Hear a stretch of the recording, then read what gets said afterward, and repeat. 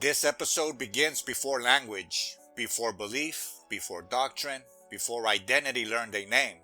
It begins at origin, not as a story of birth, but as a condition that exists prior to being born at all. Across traditions, there is a recurrent insistence that what is most real is not the visible self, not the social self, not even the religious self, but the awareness that precedes them. This episode names that awareness plainly, without poetry at first, because clarity matters here. The unborn is not a body. The unborn is not an institution. The unborn is awareness itself, prior to language, prior to memory, prior to any narration. Within the Gospel of Thomas, a non-canonical sayings collection attributed to Didymus Judas Thomas, preserved within early Syrian Christian communities, and later Coptic Christianity, the Rabbi Yeshua of Nazareth, a Hebrew teacher from Galilee, offers a saying that destabilizes externalized worship entirely. Blessed is the one who came into being before coming into being. This is the Gospel of Thomas, saying 19, early Syrian Christian tradition. This is not a riddle about reincarnation. It is a statement about awareness recognizing itself before identity crystallizes. To come into being before coming into being is to know awareness prior to the personal self. It is to rest in the pre-verbal field before the world begins explaining itself. The Hebrew tradition already carried this intuition. In ancient Hebrew anthropology, breath precedes form. The word neshama refers to the breath of life, while ruach carries the layered meanings of breath, wind, and spirit. Before the name Adam appears, before story and lineage, there is breath animating matter. This episode locates worship there. Not worship as submission, worship as attention, worship as orientation toward origin. Within the same Thomasine text, the Rabbi Yeshua, the Nazarene, delivers another saying, one that reframes heaven not as a destination, but as a condition of mind. And he says, if those who lead say to us, look, the kingdom is in the sky, then the birds of sky will precede us. If they say, it is in the sea, then the fish will precede us. Rather, the kingdom is inside and it is outside. Gospel of Thomas, saying number 3, early Christian mystical tradition. Heaven in this teaching is not elsewhere. It is not postponed. It is not guarded by institutions. It is awareness stabilized enough to recognize itself. This is where the body enters the teaching. The brainstem, one of the oldest structures in the human nervous system, regulates breath, heartbeat, and basic arousal. It operates before language, before thought, before conscious control. When awareness settles here, perception becomes spacious, reactivity softens, attention becomes disciplined without force. This is the unborn state, not as regression, but as foundation. In the canonical tradition, preserved through Catholic, Orthodox, and later Protestant institutions, the same Hebrew rabbi offers a parallel image in the Gospel of Matthew. A city built on a hill cannot be hidden.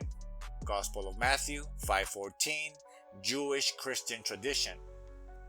This fortified city is not an empire. It is not a temple. It is a disciplined mind. When attention is scattered, the city fractures. When attention is trained, the city stands. No siege succeeds against coherence. The Thomasine text sharpens this metaphor even further. In saying 32, The Rabbi Yeshua of Nazareth states, "A fortified city built on a high mountain cannot fall, nor can it be hidden." Gospel of Thomas, saying 32, an early Syrian Christian tradition. The mountain here is not geography.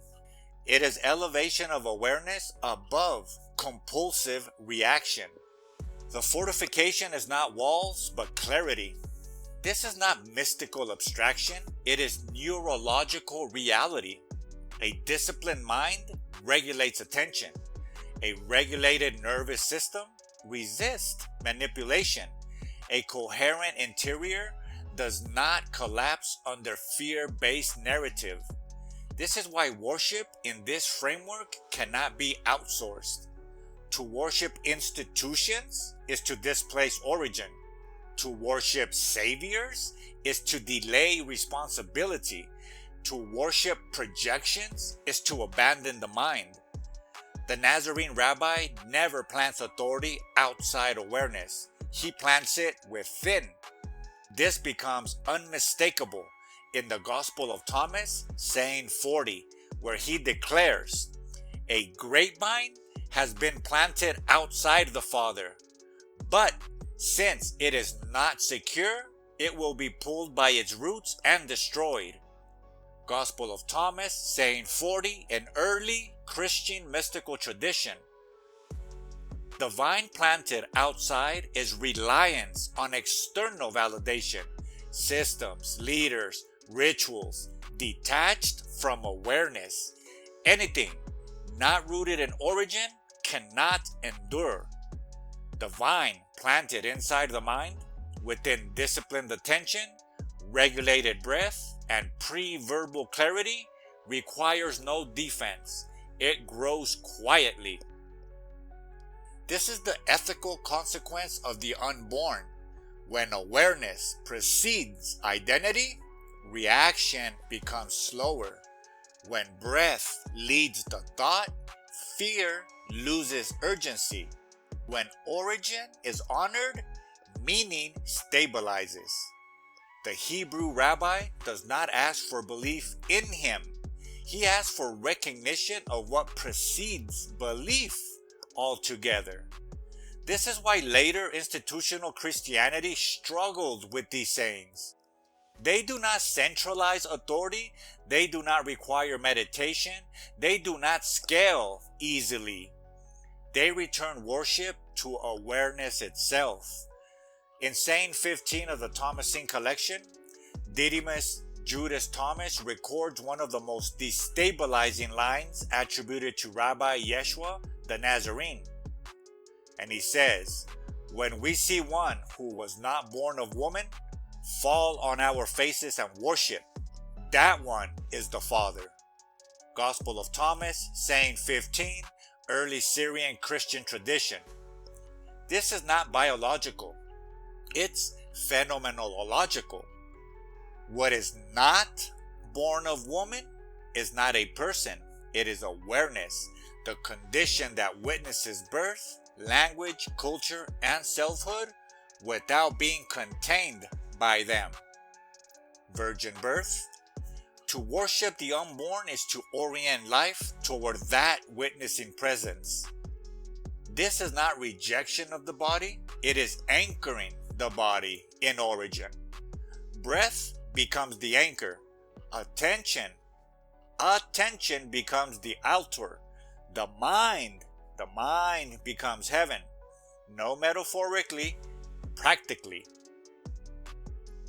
A mind trained to return to breath stabilizes emotion. A nervous system grounded in pre-verbal awareness resists ideological capture. A city on a hill remains visible without broadcasting itself. This episode quietly reframes salvation, not as a rescue, but as a remembering. Remembering what existed before story, before injury, before conditioning. The unborn does not compete. It does not argue. It does not convert. It waits beneath language, available at every breath.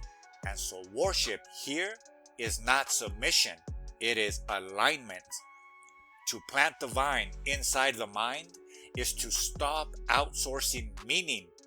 To fortify the city on the mountain is to discipline our attention. To honor the unborn is to recognize awareness as origin. Heaven then is not deferred, it is clarified, and clarity, once stabilized, does not fall.